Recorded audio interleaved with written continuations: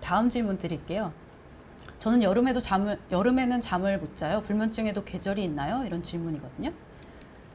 요새 너무 더웠죠. 덥고 또 습해가지고 뭐 습식 사우나에 들어온 것 같은 그런 날씨라는 그런 말이 있던데요. 잠도 못 자고 좀 불쾌하고 이런 게 많았던 것 같아요. 확실히 수면에도 영향이 많았겠죠, 선생님? 네, 이제 열대야라고 이제 뉴스에서도 많이 들으셨을 텐데요. 열대야는 저녁 6시부터 다음날 아침까지 최저 기온이 25도씨 이상인 날이니까 굉장히 더운 날들을 얘기를 합니다. 네, 이 열대야 때 문제가 되는 거는 잠을 잘 수가 없다는 거죠. 그냥 뭐 생각해보면 더우면 못 자겠죠. 네. 못 잘 것 같지만 네. 좀 저희가 실제로 몸을 들여다보면 저희 몸은 1도에서 한 2도 정도 체온이 떨어져야지 잠을 잘 들 수 있다고 되어 있습니다. 그래서 실제로 여기 파란색 선은 체온이고요. 초록색 선은 멜라토닌이라고 하는 우리 몸에서 나오는 수면 호르몬인데 반대의 모습을 띠면서 새벽녘이 되면 체온이 바닥으로 떨어지고 뭐 수면 호르몬은 아주 높은 값을 보이는 패턴을 띠게 됩니다. 그래서 새벽에 몸이 서늘해져가지고 이불 덮으셨던 경험들이 있으실 거예요. 이렇게 체온이 떨어져야지 잠을 잘 수 있는데 열대야가 되면 이 체온이 안 떨어지는 거죠. 일단 주변 온도가 너무 높으니까 체온이 안 떨어져서 중추신경에서 체온을 담당하는 아이들이 계속 활성화되어 있고 몸의 발안을 도와주는 자율신경계도 굉장히 활성화되어 있고 그리고 체온이 안 떨어지니까 수면 생체 시계가 안 꺼져서 결국에는 멜라토닌이라는 수면 호르몬이 잘 안 나오기 때문에 결국에는 이 모든 게 종합적으로 우리가 잠을 잘 수 없게 만듭니다. 그렇다면 안 더우면 잠을 잘 수 있겠다라고 생각을 해서 열대야에 잠을 잘 수 있는 여러 꿀잠 비법들이 많이 나와 있는데 대부분은 이제 에어컨을 이용하셔서 온도를 최대한 낮추시는 경우가 있는데요. 보통 저희가 의학적으로 권고하는 수면 중에 적정 온도는 한 24도씨 내외라고 보시면 됩니다. 낮추면 더 잠을 잘 잘 것 같지만 일단 기본적으로 저희가 에어컨이라는 기계를 생각해 보면 공기가 위에서부터 아래로 떨어지거든요. 그러면 찬 공기는 바닥에 있는 경향이 많고 센서는 상위에 있는 경우가 많아서 보통 세팅해 놓으신 온도보다 더 낮은 온도의 공기들이 하층부에 쌓이게 됩니다. 근데 저희가 서서 자지 않고 누워서 자기 때문에 세팅된 온도값보다 더 낮은 온도값에서 주무시게 되는 경우가 많고요. 이렇게 되면 오히려 추워서 잠에서 자주 깨거나 숙면으로 이르지 못하기 때문에 적정 온도는 한 24도씨 정도를 이용을 하시면 되고 난 직전까지 너무 더워서 못 자겠어 라고 하면 요즘에는 기계들이 똑똑해서 열대야 모드, 취침 모드 이런 게 있습니다. 이런 것들을 좀 이용해 보시면 처음 값보다 이제 새벽녘이 되면은 1, 2도 정도 더 높인다고 하더라고요. 이런 모드를 사용해 보실 수 있고 좀 고령의 환자분들이 있으신 경우에는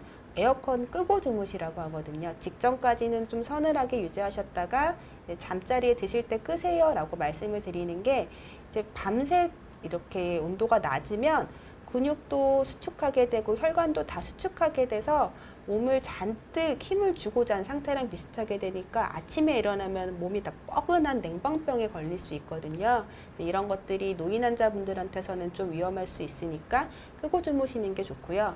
마찬가지로 좀 체온을 떨어뜨려야지 자니까 나는 찬물 샤워를 하겠다 라고 해서 찬물에 샤워를 하게 되시면 방금 말씀드린 것처럼 근육이나 혈관들이 다 수축해서 몸의 체온이 떨어지지 않기 때문에 샤워를 하시는 경우에는 미지근한 물에 샤워를 하시는 게 좋습니다. 여름철에만 오시는 건 아니고요. 계절에 따라서 다양하게 오시는 사유가 조금씩 있습니다. 봄철에는 춘곤증으로 많이 오시고 여름에는 열대야로 오시고 이제 가을 겨울이 되면 저희 일조량이 떨어지면서 빛을 많이 못 받기 때문에 불면증이 시작되거나 악화되시는 원인으로 오시는 경우들이 있습니다. 계절에 따라서 내 몸이 신체 변화를 겪으면서 어느 정도의 수면에 문제가 생기는 것은 자연스러운 일일 수 있지만 이런 증상이 몇 주 이상 계속되거나 내가 낮에 이것 때문에 살 수가 없다라는 증상들이 계속 악화를 겪게 된다면 이때는 만성화 되시기 전에 수면 전문의를 찾아가서 상담하시는 게 좋겠습니다. 더위가 빨리 가셔서 다 숙면을 취하셨으면 좋겠습니다. 네. 네 번째 질문은 건강에 좋은 수면 자세가 있나요? 하는 내용인데요. 선생님 어떻게 주무세요? 어떤 자세로? 저는 네. 옆으로 잡니다. 아, 옆으로 주무세요? 네. 왼쪽, 오른쪽 있나요? 좌우 다 왔다 갔다 하면서 자는 그렇죠. 것 같습니다. 보통 사실 그렇죠. 한쪽으로만 자기는 어려우니까요. 아, 좋은 자세로 주무시는 것 같아요. 저는 엎드려 자거든요.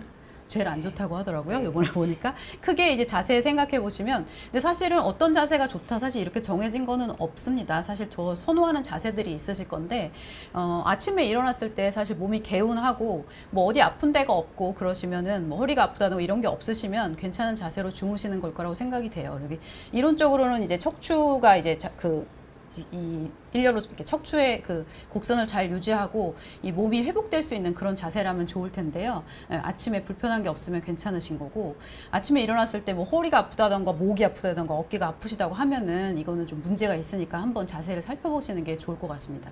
근데 이제 크게 보면 똑바로 눕는 자세가 있고 옆으로 눕는 자세가 있고 엎드려 잔 자세가 있는데요. 저처럼 이제 엎드려 주무시면, 저 어렸을 때부터 엎드려서 습관적으로 잤는데 어린이들이 많이 그런 경우가 있잖아요. 엎드려 자는 경우. 근데 사실 가장 안 좋은 거로 되어 있습니다. 장점은 한 가지인데요.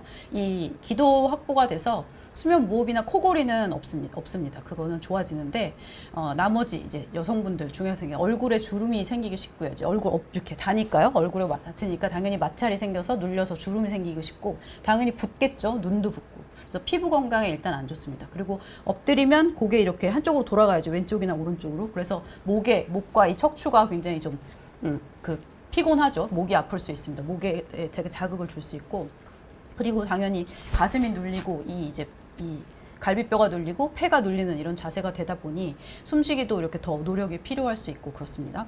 그래서 이런 엎드려 자는 자세는 안 좋은 걸로 돼 있는데요.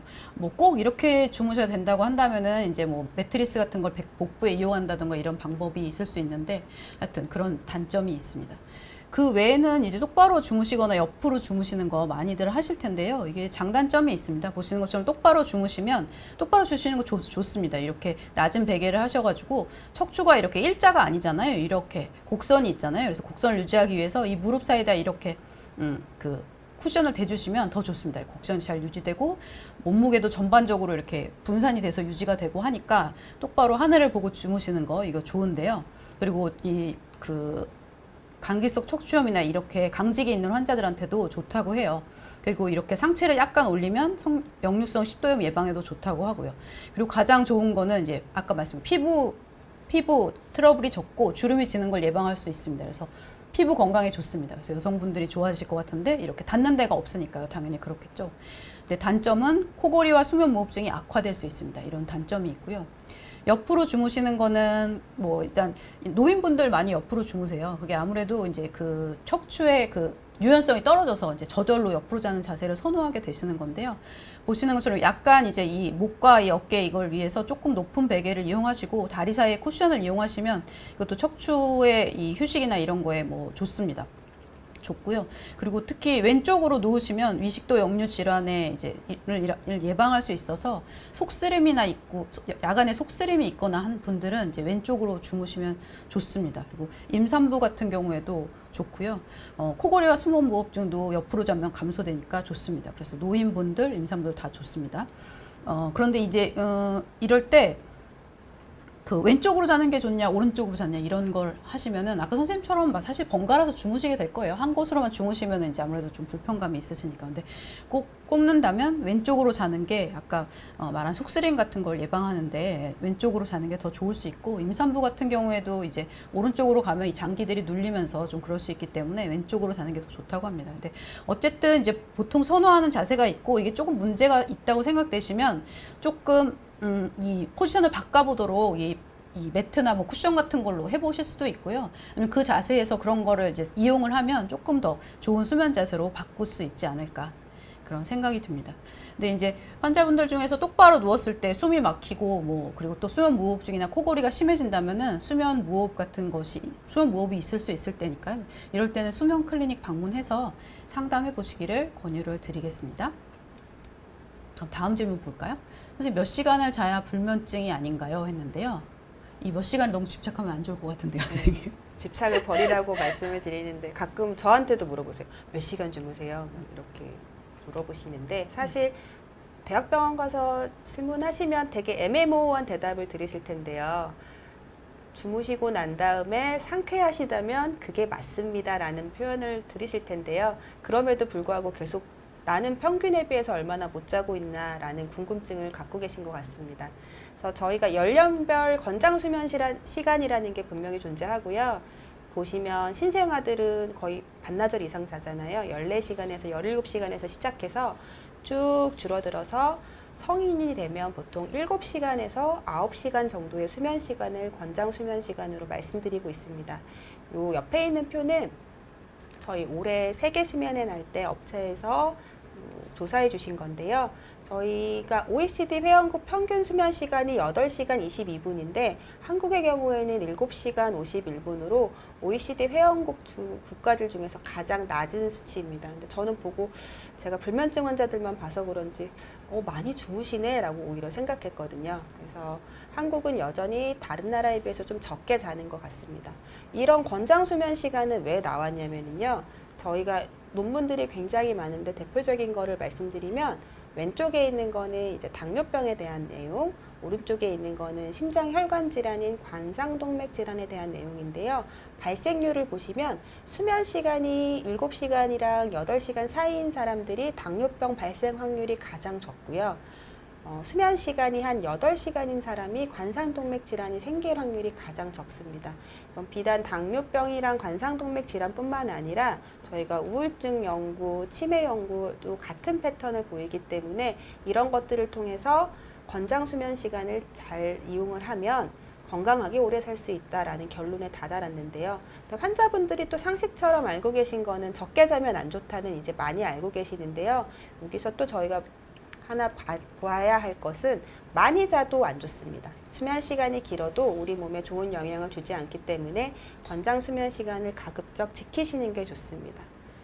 그렇다면 양은 알겠는데 나는 언제 자고 언제 일어나는 게 좋냐? 나는 뭐 아침형 인간이다. 나는 야간 올빼미형 인간이다. 뭐 다 다르신데요.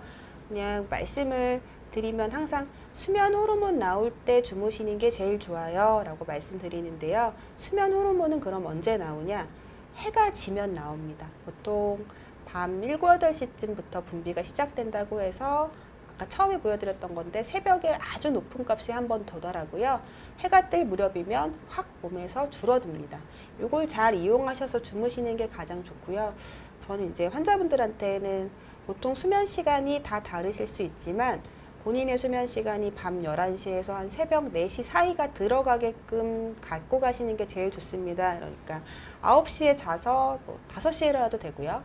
10시에 자서 6시에 일어나도 되지만 수면 시간 안에 11시랑 4시가 좀 들어가게끔 주무시라고 말씀드리고 수험생들 그럼 선생님 저는 8시간은 자는데 새벽 2시에 자서 아침 10시에 일어나요. 이거는 좋은 패턴은 아니라는 거죠. 가급적 우리 몸의 정상적인 수면 호르몬이 잘 나오는 시간에 잠을 청하시는 게 가장 높은 수면의 질을 가지면서 주무실 수 있습니다. 자는 시간만 중요하진 않아서 이건 제가 말씀드리고 싶어서 굳이 하나 더 넣었는데요. 가장 중요한 거는요. 같은 시간에 잠들고 같은 시간에 일어나시는 거예요. 불면증 환자분들 외래오시면 제일 먼저 물어보는 게 몇 시에 주무세요? 몇 시에 일어나세요? 라고 하는데 많은 수의 환자분들이 일정하지 않아서요. 잘 모르겠는데 본인 수면 시간인데도 잘 모르겠다고 하시는 경우들이 많이 있어요. 그래서 불면증 환자분들이 수면을 그러니까 좋은 수면으로 가는 첫 번째 길이자 저희가 수면 위생의 1번 법칙이 같은 시간에 자고 같은 시간에 일어나는 거거든요. 그래서 언제 자고 몇 시간을 자는 것도 중요하지만 주중, 주말, 휴가 상관없이 항상 같은 시간에 일어나고 같은 시간에 주무시는 게 되게 중요합니다. 또 많이 요즘에 이제 주무시는 시간이랑 관련해서 미라클 모닝이라는 게 유행했습니다. 미라클 모닝은 아침형 인간이 되는 거죠. 보통 4시에 일어나시는 분도 봤고요. 5시 이렇게 일어나시더라고요. 선생님 저는 12시에 자는데 5시에 일어나고 싶어요. 어떻게 해야 돼요? 5시에 일어나시고 싶으시면 5시부터 계산해서 본인의 수면 시간을 앞당기시면 됩니다. 12시에 주무시고 7시에 일어나셨던 분이 미라클 모닝을 하시고 싶으시다면 10시에 주무셨다가 5시에 일어나시면 됩니다. 그래서 이런 뭐 수면 패턴을 바꾸시는 것도 여러 가지 이유로 가능은 하시지만 만약에 바꾸셨다면 또 위에 거랑 마찬가지로 가급적 같은 시간에 잠들고 같은 시간에 일어나시는 거는 계속 유지하시는 게 중요하겠습니다. 네, 규칙적인 수면 습관 정말 중요하죠.